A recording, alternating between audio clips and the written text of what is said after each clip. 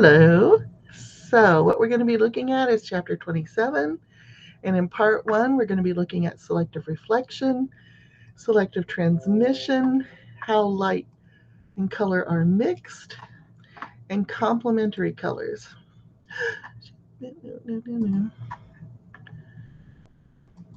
Okay. All right. So the first thing we're going to look at is the idea of color itself. Now, we already talked about this a little bit. Color is something that the brain gives us when we have light coming into our eyes, into the rods and cones. So we see color as a brain artifact in many ways. Um, so color depends on the frequencies that are coming into our brain and hitting our cones. Um, and the lowest color that humans can see is red. The highest frequency that we can see is violet. And in between are all the other colors that are the colors of the rainbow. And Newton, who did a lot of work with color spectrums, divided it out into red, orange, yellow, green, blue, indigo, and violet. And physics students remember that as a person named Roy G. Biv.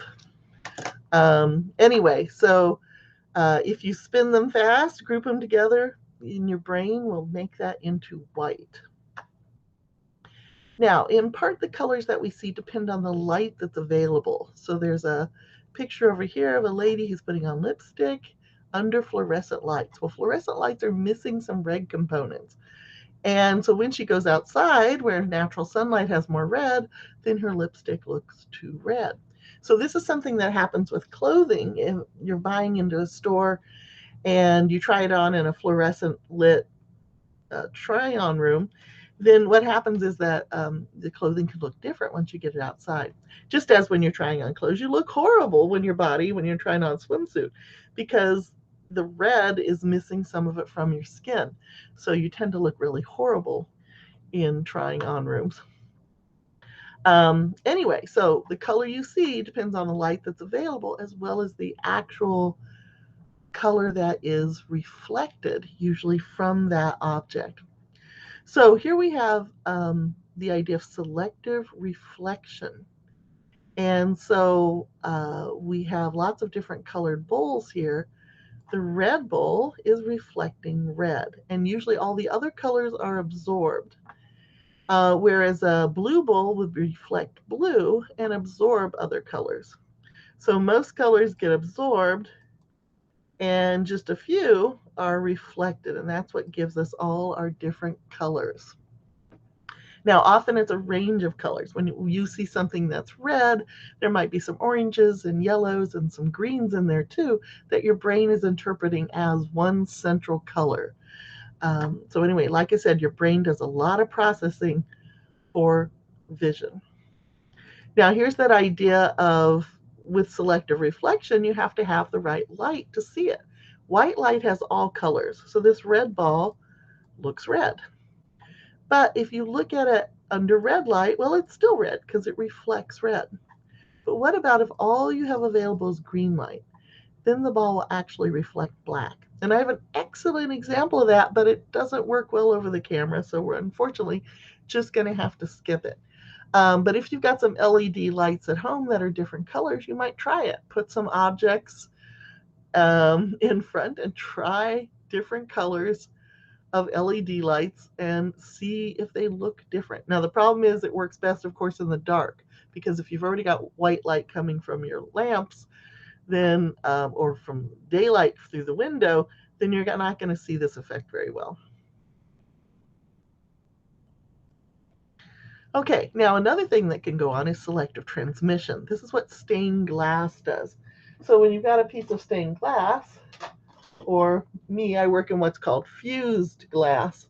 So the light that comes through is, if you have white light coming through, some of it will get absorbed and some light will be able to be transmitted.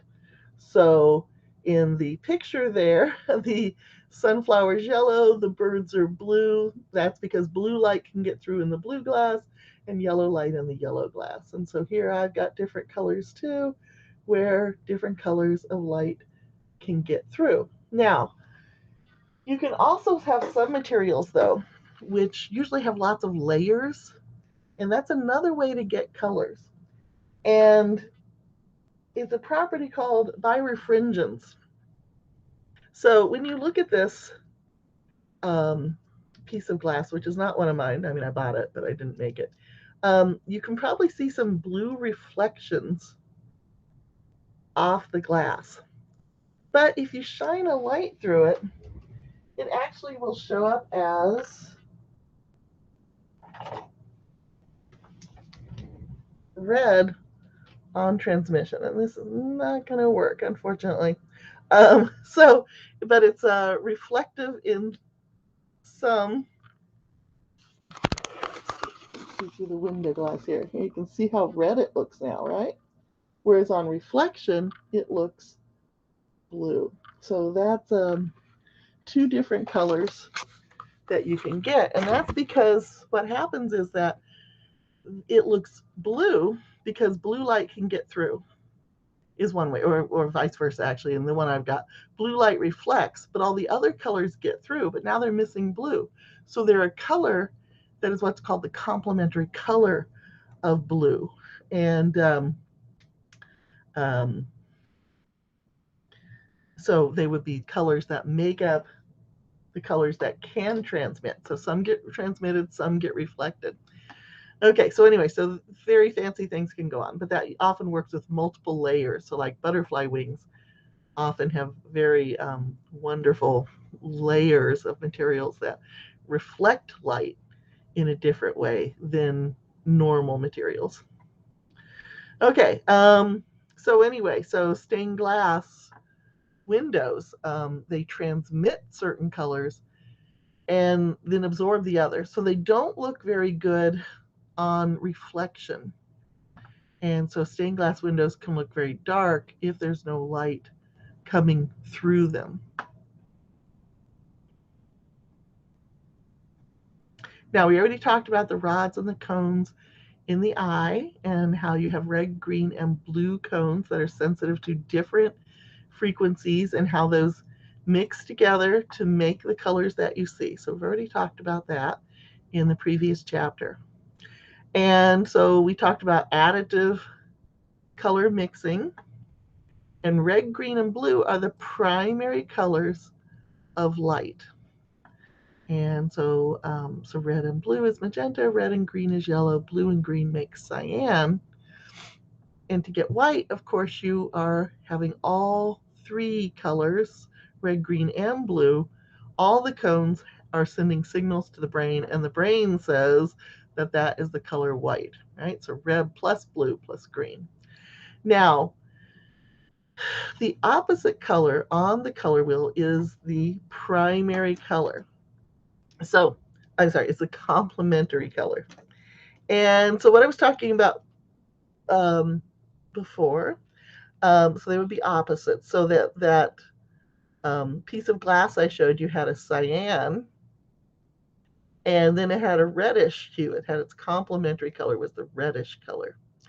And so red and cyan are complementary colors, so they're opposite on this. And green and magenta, so one primary color, one secondary color, are complementary colors. And then we've got blue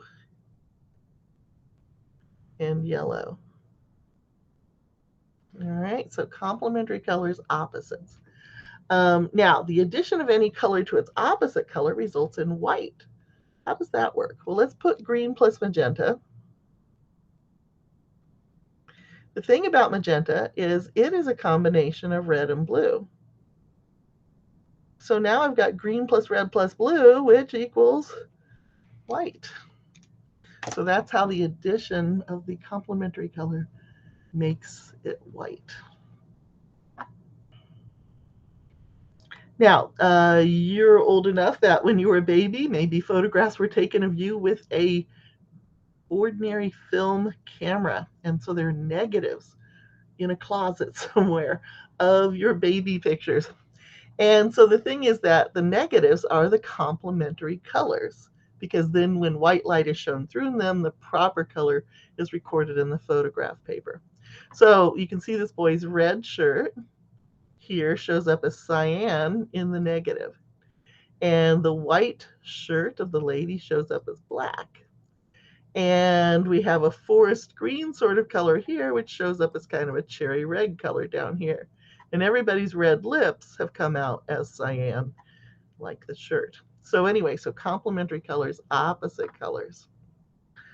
Now, some artists really get into this complementary color idea. So Van Gogh was very attracted by the complementary color theory. And so his idea was that, complementary colors show greater contrast. So some of his paintings are based on that, like Starry Night, yellow and blue are complementary colors. And down here, there's at the Art Museum in Chicago, the Art Institute, they have a copy of this painting. And then a Van Gogh, and you can see he's got the red and the cyan going on there. And over here, this picture makes him look like he doesn't know how to paint because the person's face is green. Why is that? Well, it's not that he was colorblind at all. He was very much not colorblind, but he knew that the pale pinkish skin, the complementary color of that was green. So he was trying to do the shadows here in the complementary color. Just turned out there was more shadow than there was the original skin color. And so to us, it looks odd. Okay. But it was because he was trying to work with this complementary color idea. And if you go to the Art Institute, there's this wonderful stained glass window by Chagall. And you can see his complementary things, the yellow and the blue idea, and is very strong in that one again. Okay, and that's the end of the first part of the chapter. This is a short chapter. So we're going to go on to part 2.